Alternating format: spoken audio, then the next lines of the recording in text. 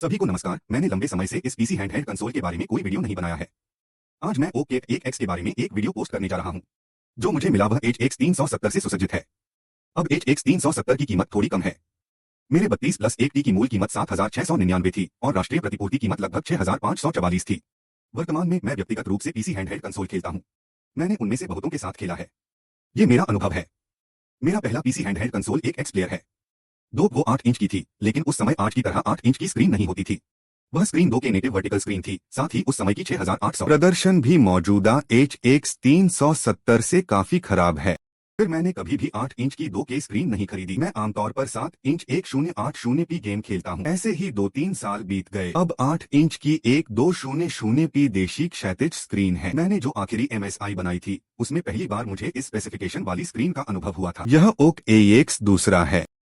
वर्तमान में बड़े पैमाने पर 3A गेम के विकास की प्रवृत्ति। पहला यह कि इसमें प्रदर्शन की मांग बढ़ती जा रही है। कुछ गेम विशेष रूप से प्रदर्शन के भूखे होते हैं क्योंकि वे अच्छी तरह से अनुकूलित नहीं होते हैं। कुछ खेलों में वास्तव में मजबूत एनिमेशन और विशेष प्रभाव होते हैं। प्रतिपादन तनावपूर्ण है। दूसरी वही स्क्रीन है, चाहे वह गेम स्क्रीन हो या बैकपैक मेनू में प्रवेश करने जैसा कुछ, कोई मिशन मानचित्र या कुछ और दिखाए। एक ही स्क्रीन पर प्रदर्शित सामग्री जानकारी अधिक जटिल हो जाती है। इसके लिए पर्याप्त समाधान की आवश्यकता है। पाठ्य सामग्री की बुनियादी स्पष्टता सुनिश्चित करना और स्क्रीन का आकार बहुत छोटा नहीं होना चाहिए। अन्यथा यदि आप बहुत छोटे हैं तो आप इसे देखकर ही थक जाएंगे, क्योंकि किरदार बहुत छोटे हैं। एक स्क्रीन विशिष्टताएं मुझे संक्षेप में रिपोर्ट करने दीजिए। 8 इंच 1920x1200 120 हर्ट्ज तक VR वेरिएबल रिफ्रेश रेट को सपोर्ट करता है। 100% sRGB रंग सरगम मात्रा, 10 पॉइंट टच का समर्थन करें। चमक मापने के लिए हम चमक मीटर का उपयोग करते हैं। स्क्रीन का केंद्र संभवतः 540 सीटों और 550 सीटों जैसा दिखता है। फिर हम 4000 ब्लॉक वाले दरवाजे पर जाते हैं। झिलमिलाहट को देखो तो इस हैंडहेल्ड डिवाइस की 8 इंच की स्क्रीन, यदि आप खेलने में अपेक्षाकृत नए हैं, आधुनिक AA गेमिंग, यह वास्तव में 7 इंच की स्क्रीन से बहुत बड़ी है। बहुत अधिक आरामदायक लगता है। 8 इंच स्क्रीन वाली मशीन बहुत बड़ी होती है, तो इसका एक और फायदा बस बड़ी बैटरी के लिए जगह है। तो यह AEX,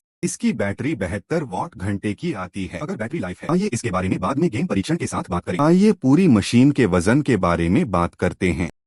747 ग्राम। बूट करने के बाद हैंडहेल्ड डिवाइस के सामने 2 लाइट स्ट्रिप्स होंगी। फिर सामने की ओर नीचे का छेद स्पीकर के लिए है। कोई हम इसे आजमा सकते हैं। हैंडहेल्ड डिवाइस के बाईं ओर दिशा कुंजियां डिस्क के आकार की हैं।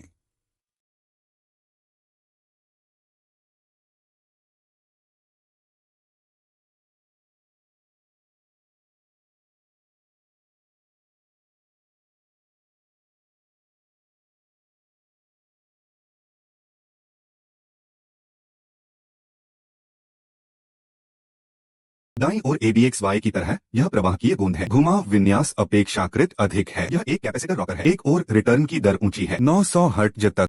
दूसरी ओर यह चुंबकीय हस्तक्षेप के अधीन नहीं है। कंधे की चाबियां सूक्ष्म गति वाली होती हैं। फिर रैखिक ट्रिगर की दिशा और यात्रा अच्छी है। कोई असामान्य आवाज भी नहीं है। ऊपर 2 बटन, डबल एस नियमित स्थान, इसकी आदत डालने की जरूरत नहीं है। नीचे बाईं ओर का बटन डेस्कटॉप पर वापस लौटने के लिए है। नीचे दाईं ओर 2 बटन एक दूसरे से जुड़े हुए हैं। सबसे ऊपर कॉल आउट कीबोर्ड है। नीचे आउटबाउंड कंट्रोल फ्रंट एंड है। यह कंट्रोल फ्रंट एंड और नंबर 1 किताब है, वह बहुत करीब है। मैंने यह कई बार कहा, नंबर 1 पुस्तक का नियंत्रण फ्रंट एंड। यह मेरे लिए व्यक्तिगत रूप से सबसे आरामदायक है। पसंदीदा सरल इंटरफेस, पूरी तरह कार्यात्मक, सहज और बोझिल ऑपरेशन नहीं। तो इस ओक AEX का अगला सिरा, मेरी समीक्षा भी वैसी ही है। हैंडहेल्ड के पीछे कोई बैक बटन नहीं है। मुझे व्यक्तिगत रूप से स्पेयर पार्ट्स की कोई आवश्यकता नहीं है। मैंने पहले विभिन्न हैंडहेल्ड कंसोल का उपयोग किया था। स्टीम डेक शामिल है। मैंने कभी भी स्पेयर पार्ट्स की स्थापना नहीं की है। निसंदेह मैं केवल अपने बारे में ही बोल सकता हूँ। क्या आपको स्पेयर पार्ट्स की कोई आवश्यकता है? क्या जरूरतें हैं? चर्चा और पूरक के लिए आपका स्वागत है। हैंडहेल्ड कंसोल की वाइब्रेशन मोटर काफी शक्तिशाली है। बेशक कंपन की अनुभूति की तुलना एक स्वतंत्र हैंडल से नहीं की जा सकती, लेकिन पीसी हैंडहेल्ड में यह पहले से ही काफी अच्छा है। बहुत ऊंचा, हाथ में सबसे ऊपर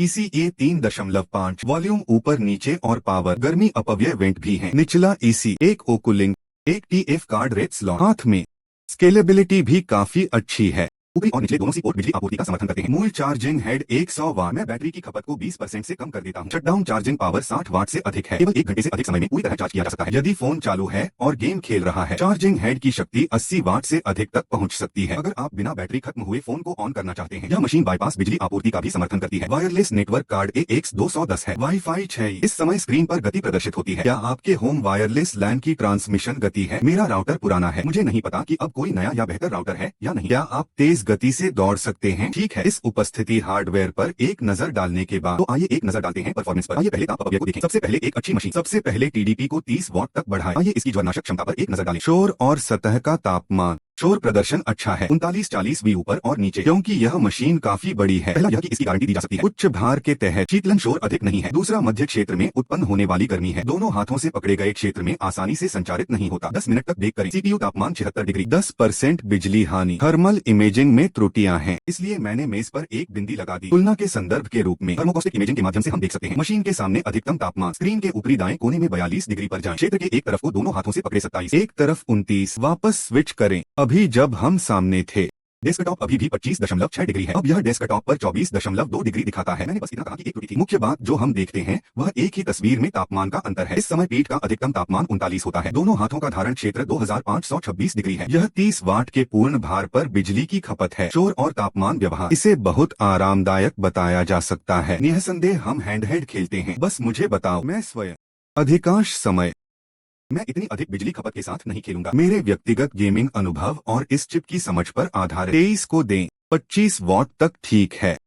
तो चलिए फिर से 23 वॉट का परीक्षण करते हैं। यह टीडीपी मूल रूप से अधिकांश गेम खेल सकता है, जिसमें नवीनतम 3A मास्टरपीस की बिजली खपत भी शामिल है। कहने की जरूरत नहीं है। तापमान प्रदर्शन यह निश्चित रूप से बेहतर है। मात्र 39-40 से शोर इसे और घटाकर 37 कर दिया गया। इसके साथ खेलें और करीब आएं। सामान्य गेम के लिए आप एक बाहरी म्यूजिक प्लेयर या उसके जैसा कुछ खोलें। शोर से आपको कोई परेशानी नहीं होगी। वास्तव में HX 370 के प्रदर्शन के बारे में हर कोई पहले से ही जानता है। पिछले साल के अंत में कई मॉडल लॉन्च किए गए थे। मैंने कई इकाइयों का परीक्षण भी किया है। बहुत परखने के बाद समझ आया, इस प्रोसेसर में बड़ी बैटरी होना बहुत जरूरी है। आइए 2425 में रिलीज हुई नवीनतम उत्कृष्ट कृतियों के बारे में बात करें। उदाहरण के लिए पिछले साल का ब्लैक मिथ। इस वर्ष की शुरुआत में शिनसान की उत्पत्ति, बाद में मॉन्स्टर हंटर आया और नए साल का खेल मैं सबसे अधिक बार खेलता हूँ। NBA 2K25। ये अधिक प्रदर्शन भूखे हैं। 1080p निम्न गुणवत्ता वाली छवियों के लिए HX 370 को 18 से 23 वाट की आवश्यकता होती है। केवल इसी तरह से हम ऐसा अनुभव प्राप्त कर सकते हैं जो सहजता और स्पष्टता को संतुलित कर सके। यदि हम इसकी गणना 23 वाट के रूप में करें, हम देखते हैं कि इस समय परीक्षण मशीन का TDP 23 वाट है। परिधीय बिजली की खपत 123 वाट है। फिर अगर बैटरी 50 वाट घंटे के आसपास है, बैटरी लाइफ सिर्फ 1 घंटे से अधिक है, तो 72 वाट घंटे लगभग 2 घंटे तक चलता है। HX 370 चिप के साथ यह प्रदर्शन और बैटरी जीवन में सुधार कर सकता है। अपेक्षाकृत संतोषजनक प्रदर्शन। आगे आइए विशिष्ट गेम परीक्षणों पर एक नजर डालें। आइए सबसे पहले सबसे मजेदार गेम चलाएं। 3D mark time agent score देखने के लिए आता है। जब TDP 30 वाट हो, full score 3777, graphics card score 3489, CPU score 7119, बिजली की खपत 25 वाट पर सेट है। Full score 3711, graphics card score 3407, CPU score उच्च रोल करता है 7509। फिर हम 18 वॉट मापेंगे। Full score 3510, graphics card score 3208, CPU score 7532। तो यह अतीत जैसा ही है। कई अन्य HX 370S के साथ विशेष अनुभव मूलतः वही। आखिरकार चिप्स तो एक जैसे ही हैं। बड़े AA गेम खेलने के लिए 18 वॉट पर्याप्त है। यह एक बहुत ही लागत प्रभावी समाधान है। यदि आपको लगता है कि यह पर्याप्त नहीं है, 23 वॉट को और 5 वॉट दें, बेहतर हो सकता है। 25 वॉट और 25 वॉट और उससे अधिक पैसे के लिए अच्छा मूल्य नहीं। तो चलिए एक खेल देखते हैं। 3 राज्यों का बचाव नहीं, स्वर्ग बचाव 2। 19201200। कुल मिलाकर निम्न विवरण गुणवत्ता FSR 3.1 गुणवत्ता। अन्य सुविधाएं अपरिवर्तित रहेंगी। GDP 18W। आप 40 फ्रेम या अधिक का प्रदर्शन प्राप्त कर सकते हैं। बहुत चिकना। कुल बिजली खपत लगभग 30 वाट है। बैटरी लाइफ 2 घंटे से ज्यादा हो सकती है, 2 घंटे से अधिक। GDP को 25 पर समायोजित किया गया। फ्रेम दर बढ़कर 53 हो जाएगी। चिकना। हालांकि बिजली की खपत और बैटरी जीवन को ध्यान में रखते हुए मूल्य प्रदर्शन अनुपात वास्तव में 18 वाट जितना अच्छा नहीं है। ब्लैक मिथ FSR 60 पर खुला। सभी छवि गुणवत्ता विकल्प निम्न है। ट्रू साउंड सिटी 18W बंद करें। यह अभी भी सबसे अधिक लागत प्रभावी गियर है। 40 से अधिक फ्रेम। कभी कभी थोड़ी गड़बड़ी हो जाती है। अधिक धारा प्रवाह होना चाहते हैं। पिछले गेम की तरह ही 25 को दे दो। मैं इसके बारे में विस्तार से नहीं बताऊंगा। आइए NBA 2K25 के बारे में बात करते हैं। मैं इसे बहुत खेलता हूँ। फिर मैंने एक सेट भी विकसित किया। मुझे व्यक्तिगत रूप से यह सेटिंग पसंद है। अधिक विवरण। आइए मैं आपको बताता हूं कि पहले इसे कैसे सेट अप करें। सबसे पहले मशीन के अगले सिरे के अंदर वीडियो मेमोरी को 8G तक बढ़ाने की आवश्यकता है, अन्यथा गेम एक त्रुटि रिपोर्ट करेगा। संकल्प 1920x1200। संकल्प स्केलिंग। यह FSR है। मैंने इसे नहीं खोला। फिर क्या? प्रकाश का पीछा करना बंद करें। विवरण का भौतिक स्तर मध्यम। नीचे उन्नत गुणवत्ता सेटिंग्स पर जाएं। विवरण का खिलाड़ी स्तर में कपड़ा अनुकरण। इसे चालू करने की जरूरत है। मुझे इसे चलाना होगा। यदि यह कपड़ा सिमुलेशन चालू नहीं है, कोई ऐसा लग रहा है जैसे उन्होंने रबर शॉर्ट्स पहन रखे हैं और गेम खेल रहे हैं। अगली पीढ़ी की ऐसी कोई भावना नहीं है। उच्च भीड़ विवरण। उच्च NPC घनत्व। आप गेम भी नहीं खेलना चाहते। गेम खेलते समय मैदान में कोई देखने वाला नहीं है। ठीक है। कम प्रतिबिंब। मैं नीचे उनका एक एक करके परिचय नहीं दूंगा और कुछ भी ज्यादा नहीं चला। यह सेटिंग मुझे देखने की अनुमति देती है। काफी संतुष्टि महसूस हो रही है। TDP अभी भी 18W को दी गई है, जिस परिप्रेक्ष्य के अनुसार मैं उपयोग करना पसंद करता हूँ। फ्रेम दर 50 के आसपास तैर रही है। हालांकि जब आक्रामक और रक्षात्मक दृष्टिकोण बदल दिए जाते हैं, बस ऐसे ही घूम जाओ। या जब कुछ क्लोजअप हो, कभी कभी थोड़ा अंतराल होगा। You won't get stuck when you fight like this। यदि आपको इस अंतराल पर आपत्ति है 23 WTDP में बदला गया, फिर पूरी प्रक्रिया बहुत सहज और रेशमी होती है, क्योंकि मैंने पहले कहा था कि मैंने F के साथ चालू नहीं किया है। तो छवि प्रभाव भी स्पष्ट और तेज है, चिकना और साफ। चित्र का विवरण बुरा नहीं है। कुल बिजली खपत केवल 35 W है। यदि आप 2 घंटे से अधिक समय तक खेलते हैं तो आप ठीक रहेंगे।